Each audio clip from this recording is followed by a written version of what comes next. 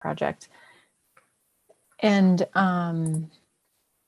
the tricky thing with the farm to school funding from CDC was that because it wasn't USDA funding, they wanted to be sure that it wasn't duplicative of farm to school efforts through USDA. So it was like, it didn't look like traditional farm to school where things were grown and then put into like a school breakfast or a school lunch program. And so that's why it's lots of community gardening pieces, lots of like alternative growing methods through the hydroponics towers. Lots of it was focused on increasing the capacity of folks to grow food, but to think about it getting put into communities in ways that like benefit students in the schools in the area, whether it was like through concessions or after school activities or partnering with like different community organizations, like retirement communities or recovery centers and those sorts of things. So it's not, oh, go ahead, Steph. So it's not necessarily just produce going directly to school cafeterias. It's more than that. Well, and for the CDC, it was not that. So it was all the other things, but going into the school lunch programs. Yep. But again, trying to create those connections and kind of like have some sort of cohesion around like all of the growing efforts in communities.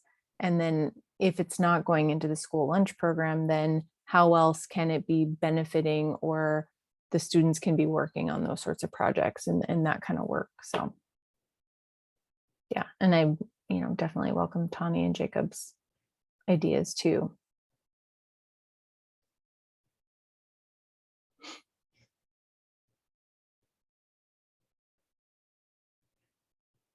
Yeah, I mean, I think Jan covered it all. I mean, she did a great job. I don't, Jan, are you still working on that for the CDC HOP? Nope, I'm not on HOP time anymore. Nope. Okay, yes, yeah. I was wondering about that with your new position. I didn't know if you were still working, but yeah, I think Jan covered it also. Okay. Well, I guess the question that we always want to ask from NDLFDA is, what are the needs and how can we support those efforts? And I guess it would help if I explained what NDLFDA is, since this is your first meeting. Broadly, our goal is to build the local food system in our state and our region, which means more farmers, more production, but also processing and transportation, storage, marketing, getting food into schools and restaurants and grocery stores, locally grown food, so that there's not only more food produced, but that food is accessible and more local, fresh, healthy food is consumed here in our state that was grown locally. And so we recognize that we need all of us to build a functioning system. So we're trying to create a space and a group that brings together all the partners. So farmers, farmer support organizations, extension, government organizations, but also economic development organizations like the organization that Mitch works for, educators, hunger advocacy organizations, and more. So we're a connector and we provide support, and we can help, find grants and help write grants, and lots of other, networking opportunities. So the question we always want to know is, what are the needs? What are the areas where you'd like to grow your project? And how can we help?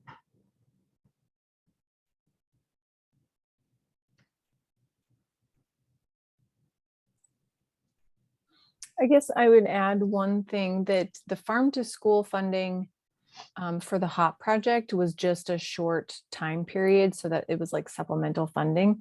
But the overall HOP project, which is still in, on for another another bit of time, they're working on like those larger, broader community constructs that will, that are working to support all kinds of those things. And so that's where the coalition comes in when Tawny is, helping facilitate and maintain a coalition around what the community deems important and appropriate.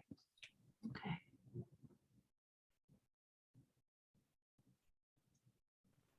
Can I ask a question of Tawny or Jacob? Yes, please.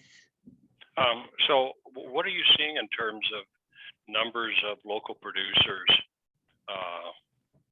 among the folks in the Belcourt region? Are you seeing more interest growing in that area? What's happening? Yeah, I definitely think that there is a large number of people that are very interested in growing, whether that is like individual or community. So we're really trying to expand on that. But with the CDC HOP, it has to be community focused. So we have a harder time doing individual growings. As for farmers markets, there's not as much as I don't know, there's like a lack of farmers markets around here. Like there is one in Rolla, one in Belcourt, one in Rolette, and I believe that's it for the Rolette County. So there definitely is a need for that.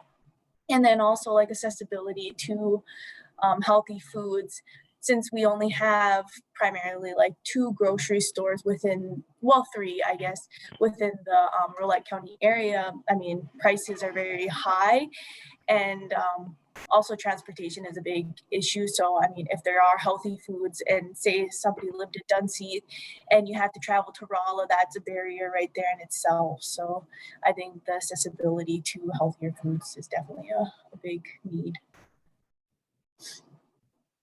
And as far as like the tribe, I know that with the newly established agricultural department, there's plenty of opportunities in terms of agribusiness and how that could be used as an economic driver within the community. And that's where like some of the projects that we have with like the hydroponics and the gardening and potentially some of those coalition initiatives integrate into the larger tribal plan. Where's the ag department is part of tribal government? Yep, the ag department was officially, I think, established with the adoption of the tribal code, which was part of the food sovereignty work that was being done, and the tribal food code. So the ag code, I think in August was passed. And so they have their own formal agriculture department that has its own, it's codified now within tribal code. Oh. And so part of this mission is also developing agribusiness and looking at that can utilize that opportunity to look at the agricultural economy from that lens. So some of these smaller producers could actually come into compacts underneath a tribal arm. Huh. Very interesting. Wasn't aware of that. And I saw it was either Turtle Mountain Healthy Living Coalition or another entity on Facebook posted that the tribal food code. And I quickly downloaded it so I could read through it later because, you know, perhaps North Dakota Local Food Development Alliance might work on some policy at some point. And I'm always interested in to see how other people construct their codes and their policies. But who would we talk to? We had representation within the tribal agricultural code construction. So we were like the coalition was an instrumental part of that. The tribal food code has yet to be adopted because there were elements that were pulled to structure the ag code. But yeah, if anybody wants more information, I could be the contact and connect you. That's wonderful. Thank you. And I also, especially because Tawny was asking and Craig were asking about it, Farms offers an annual course called Farm Beginnings, which is it's a business planning course, but it's more than that. So officially, a farmer who takes the course will create a business plan to help guide this development of their farm business. But it's a whole farm plan. So it's a holistic approach to that business planning. And we incorporate, natural resource conservation principles, thinking about the health of the soil, air, and water of your farm. We incorporate the 3 P's of sustainability: people, planet, and profit. So you're also taking into consideration quality of life for your family and your community in developing your business. And it's very focused on relationship building. So we connect each student with mentors who are farmers in the community. And all of the sessions are taught by local farmers who are sharing their lived experience of farming. So we're going to start that up again in January. January 13th will be our first session, and it's all taught online. And we're always interested in partnerships. Like if there's an entity that wanted to partner with us in the future, and we could tailor some of the sessions for their specific community, we're always interested in those partnerships as well. And I'll talk about that more during member updates. And then there were also questions about the farm to school training that we're working on. So Jan is part of that, Claire is part of that. Felicity and I are part of that from Farms, as is Mary Podol and North Dakota Department of Agriculture and North Dakota Department of Public Instruction. And I was not at the last planning session, but Felicity did update me. So I think we are hoping to do some online training sessions for farmers to help encourage farmers marketing to schools, and possibly a session in person at the North Dakota Local Foods Conference in March. Jan and Claire, is there anything else I should be sharing about that project? One thing that I'll just quickly add is that, it's a fine line or a balance of trying to figure out how to get enough information to producers, to school food service authorities, to make informed decisions about whether or not to pursue farm to school for their community or their school.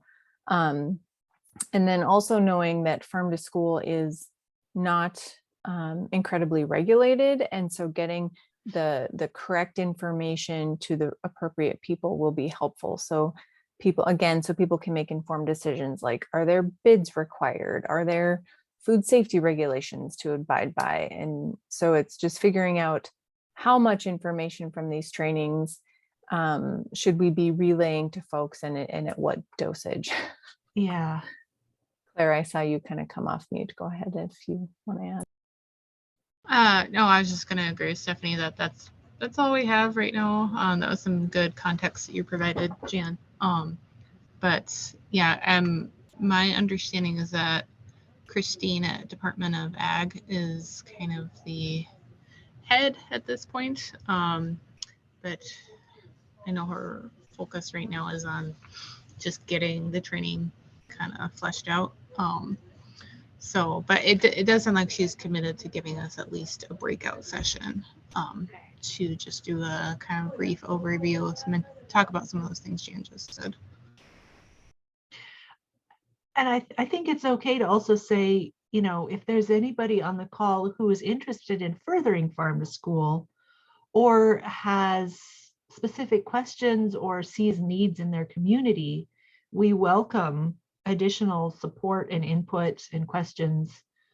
And one of the things that stuck with me most from the train the trainer session that we went through was how to view the data from the actual farm to school census and seeing what school food service administrators are saying in our state, and just seeing that there's some misconceptions, like and that there's room for us as a local foods coalition to do some education.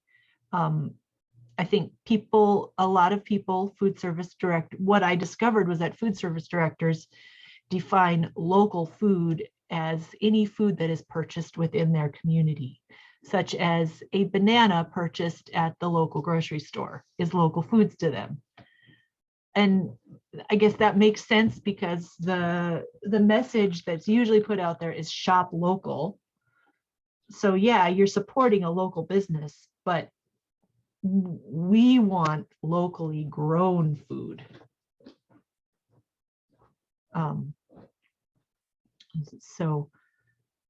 Yeah, so that continues, those efforts continue.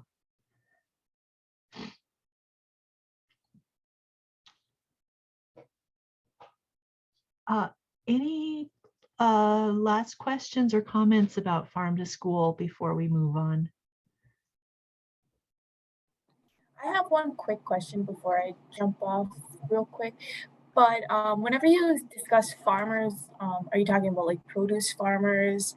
Because whenever I think of like the local farmers around here, I'm thinking of like wheat, corn, sunflower. So I was wondering like what you meant by farmers.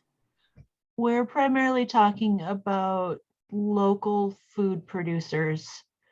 So farmers that are growing food or ag products that are meant to be used and consumed right here at home, and not commodities that are shipped off on the rail cars to faraway places. Okay, thank you for that clarification. And also thank you for inviting me. I would love to join for the next meeting also, if that is possible. Absolutely, and join us next week on the 21st for our Christmas social at 5:30. Okay, well, it was nice to meet everybody. Bye. Bye. So that's a good segue to the more businessy housekeeping parts of our agenda. Share my screen again. So wanted to talk with you all about, so we've learned that our Regional Food Systems Partnership grant application was not selected for funding.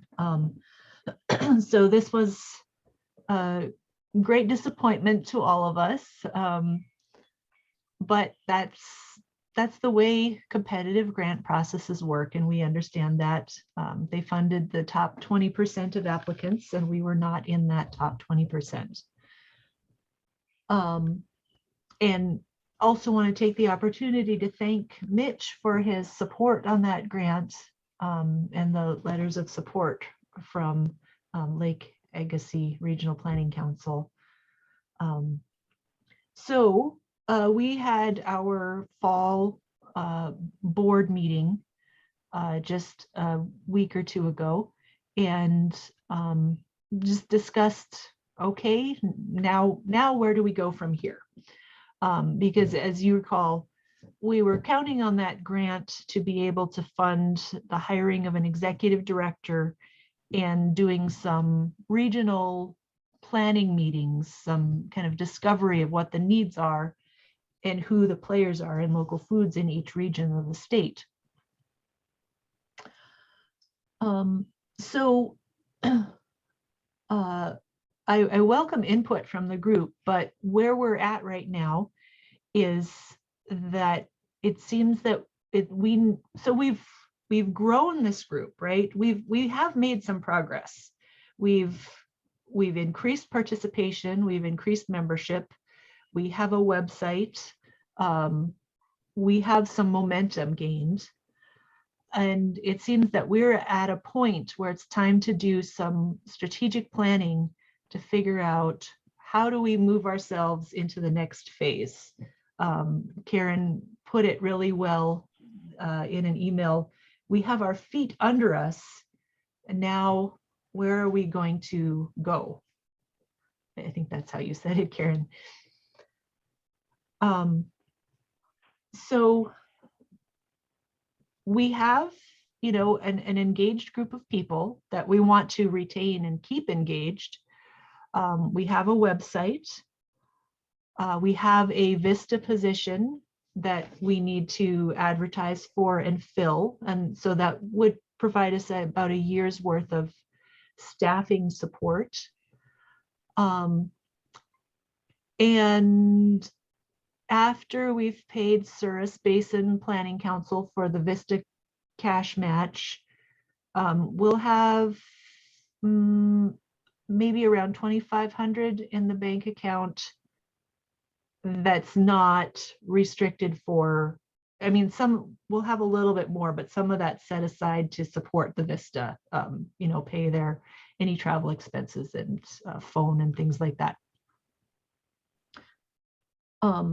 So we're looking at different options for maybe hiring a facilitator for some strategic planning and thinking through how we might start that work with the resources we have, and then maybe we need to do some grant writing for funding to continue strategic planning work. And one option that I'm considering, and I hope Jody is still in the room, maybe she had to sign off, is to talk with Extension about their facilitation services or connect with NDSU's Center for Social Research. And I hope to reach out to Nancy Hoder. So I'd just like to ask the group your thoughts. What do we need to be focusing on right now?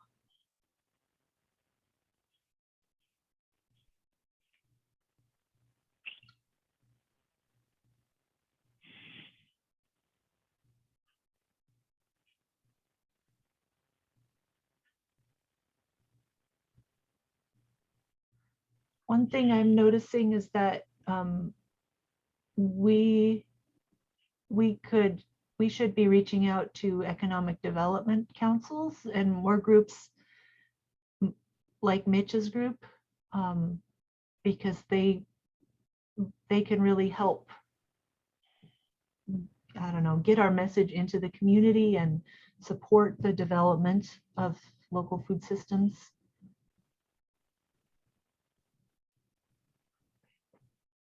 So go ahead, sorry. Mitch. Just briefly, yeah, they can really help, yeah, amplify the message, and they may know someone that you know, we don't know, and you know, make that connection. So yeah, I can share that contact information with you, Stephanie. Thank you. Yes. I was going to say one of the more recent success stories of this group was as information became available about what was going on with foods coming into our school systems. You know, this group served as a vehicle to share that, to get other people involved, and all of those kinds of things. And I really see that as being central to the mission or purpose of this group, is this sharing. And then let's, you know, we need a little subcommittee. Let's look at that idea and what do we need to do for resources. And you know, to me, having people like Claire share how their program has been working in Bismarck has been valuable for thinking about how that could be duplicated in other parts of the state and things like that. But to me, that's the critical part. How you explain that, or where we find funding to continue and support that kind of stuff, is a different matter. But to me, that's been the most valuable part, just the sharing. It's like, okay, let's focus on that area for a concentrated time. Incredibly valuable.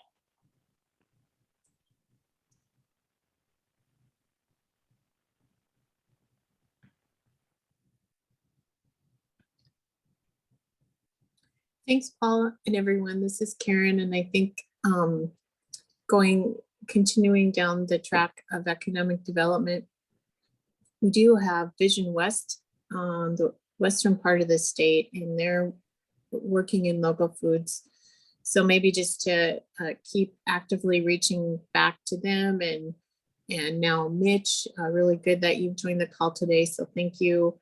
And we do, I don't know if this is appropriate or the timing, but just to consider a subgroup or work group of economic development professionals. Maybe you're already connected across the state, or maybe not, around the topic of local food development, but that could be an option for a subgroup outside and that reports back to these meetings or includes updates in a future meeting.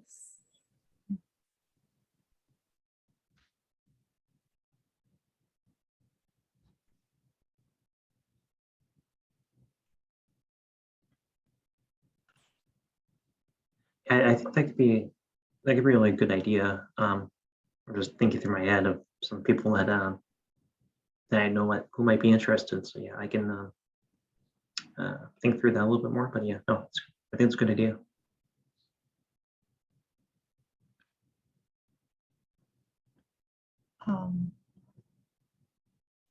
So we could talk about the VISTA position next and how that can support our work. But to answer your question, Craig, yes, Farms still has scholarships available for the Farm Beginnings program.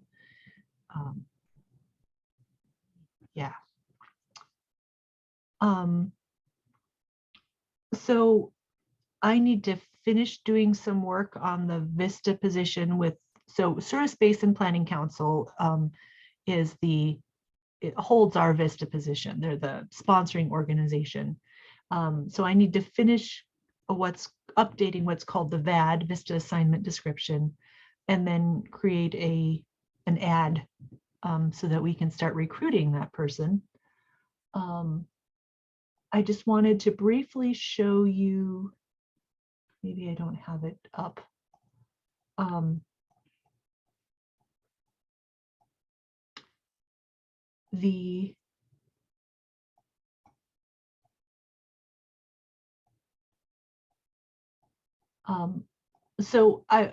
So we were going to make this more of a communications position when we thought we would have an executive director to do more of the coordinating work. But since we didn't get the RFSP grant, we're thinking we'll revert back to a position much more like what Felicity held in our first year. Am I sharing the AmeriCorps position screen? Is that what you're seeing? Perfect. Okay. So she worked on member enrollment and recruitment. Some of these things she accomplished, so we don't necessarily, it's more maintenance rather than setting up a membership enrollment process. Outreach. So Felicity's got a messaging, she created a messaging document, so this person would be more using that to get the word out about who we are and what we do. And then coordination and communication, assisting the board in creating meeting agendas, creating the monthly meeting agendas for the monthly membership meetings, member updates, which now are operated through the website, resources, coordination and outreach for events, and assisted updating our local food strategic planning document, which we didn't really spend any time updating.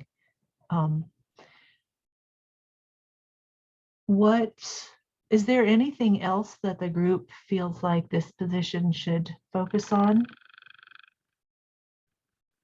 Maybe some local foods education, like bananas aren't local.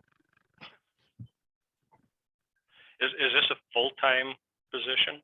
How many hours a week? Vista positions are full-time, minimum of 32 hours a week. But it is a service position, so they're compensated about $1,000 a month. But they do get an education award upon completion of service.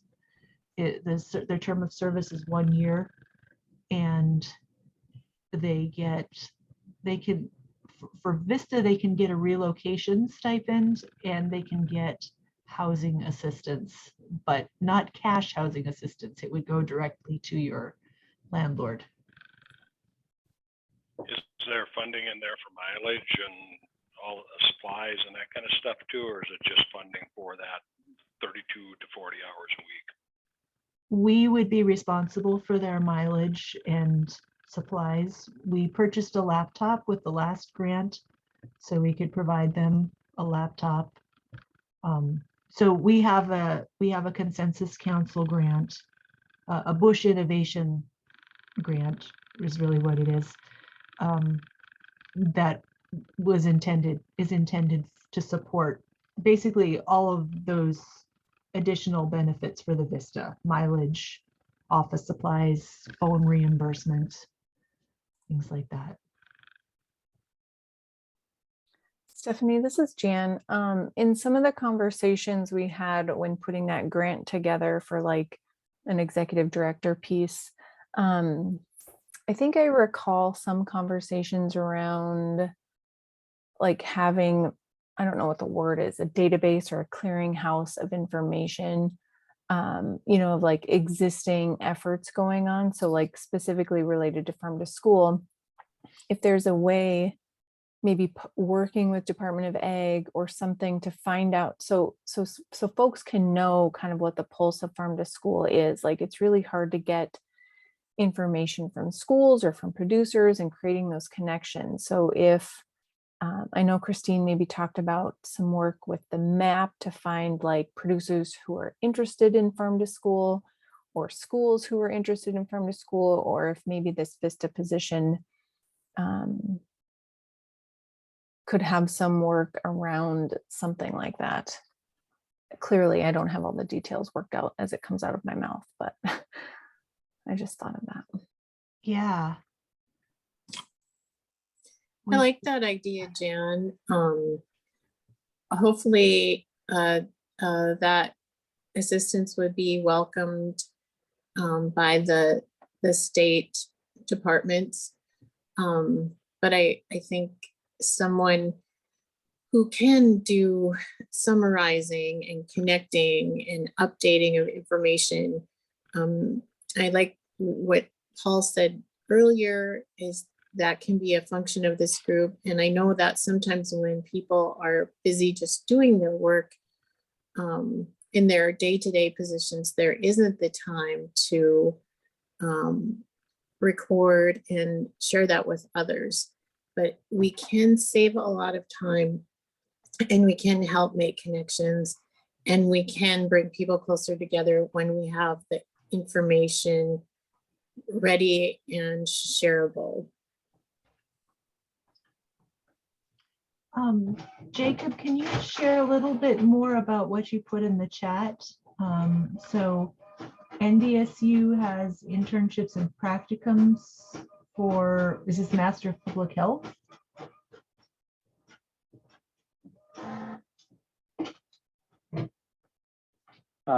Yeah, I know. Well, we work with NDSU MTH, and we've had practicum students and students that have done their internships. We've been luckily able to offer paid internships, but it's just been a great learning experience for us, and then we always get great products out of it.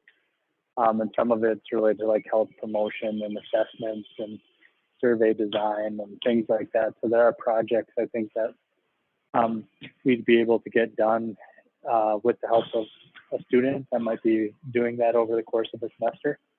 But I'm sure there's other departments that might also have opportunities like that for them students that we could fulfill without it being a cost burden.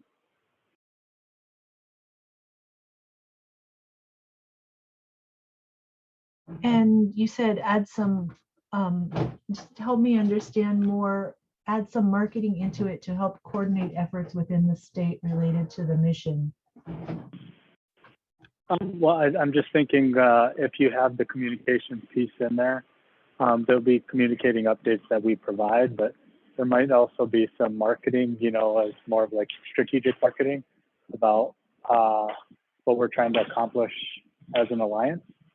That could be built in, and even if it's within the social media page itself, or we're highlighting opportunities that we want might expand on or diversify in. I think it would be good to be able to add that element into some of the communications that the workers will be doing. Would there be interest in like a marketing committee?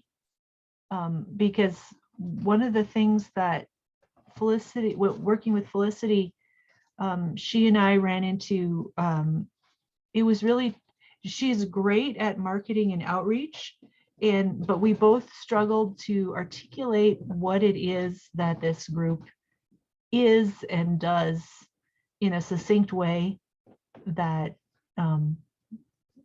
that entices people to, or engages people in wanting to join. We started doing some videos, like testimonial videos. Maybe we need to revisit that and try again to recruit people to record videos, getting you all to talk about why do you come to these meetings? Why do you want to collaborate with others? But it would be really helpful to have more people than just me and the Vista member sharing your ideas about how to promote our group.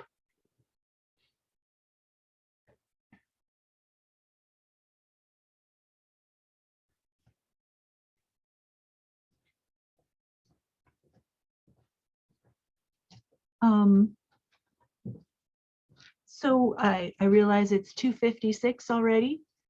I'm going to go back to our agenda. So I did send out a notification to organizations that are directly involved in supporting producers. We are having a meeting on January 10th at 9:30.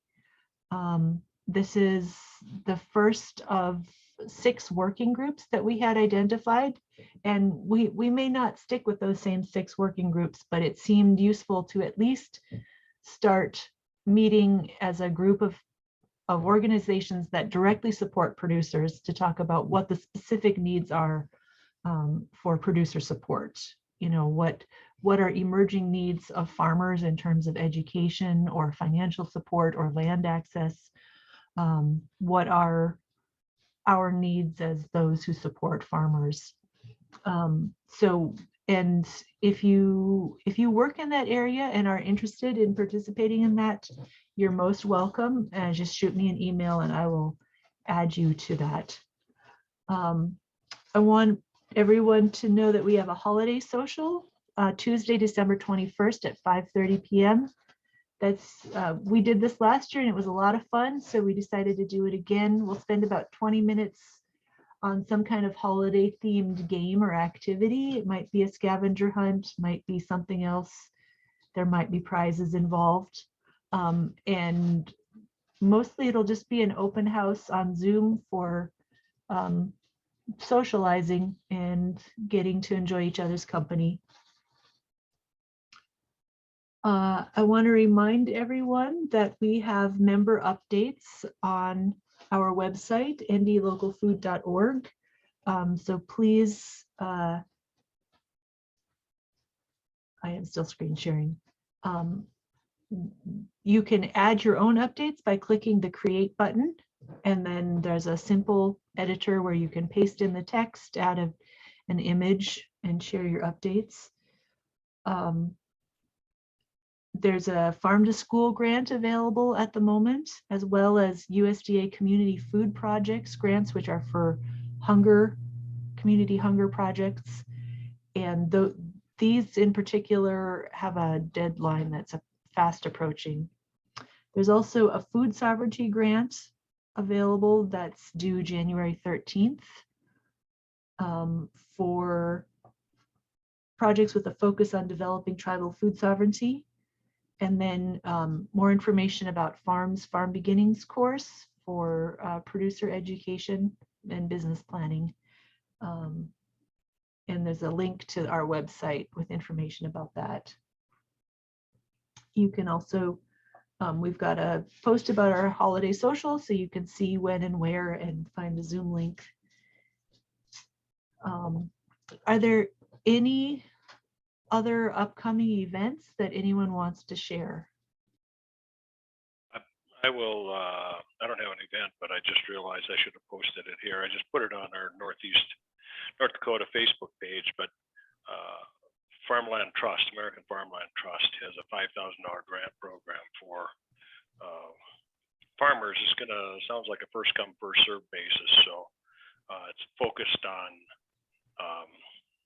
marginal communities or socially disadvantaged, whatever you want to call it. So a white male like me is not eligible,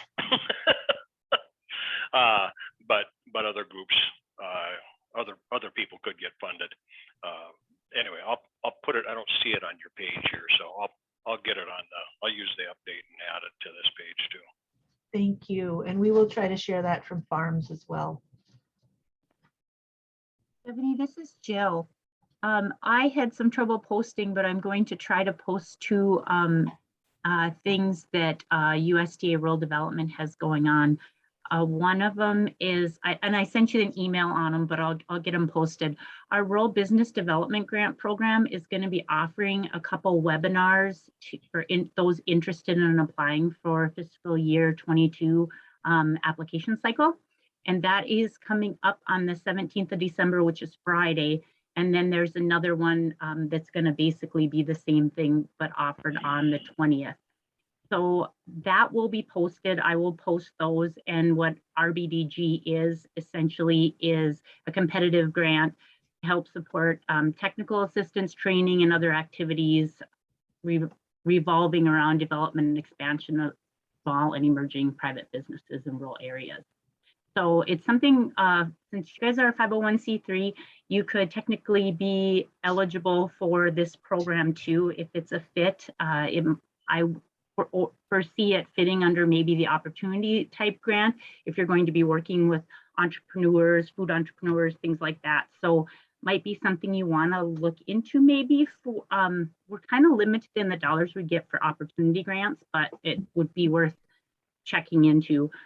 And if you want to, there's going to either email Nancy Wilkins, which I put her email address in there, or me.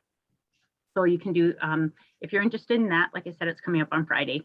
The other item real quick, if anybody's interested in the food supply chain guarantee loan program, that just got announced here within this past week. And that information's on there too. It's loan guarantees for people that are looking to expand the middle food supply chain end of things. So eligible entities can go and apply for a loan, and we'll guarantee it up to 40 million qualified lenders. So anything from startup to expansion. And all of that will be in what I'm going to put on line 2. My apologies for not getting it on sooner. Thank you so much, Jill.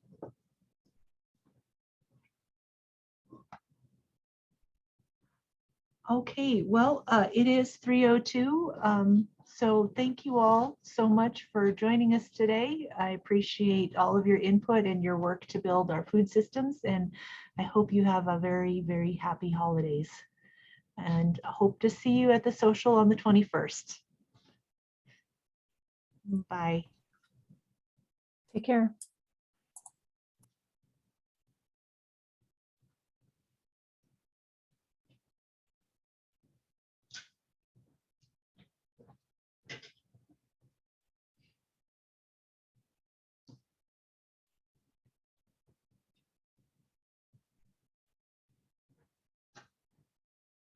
Maybe.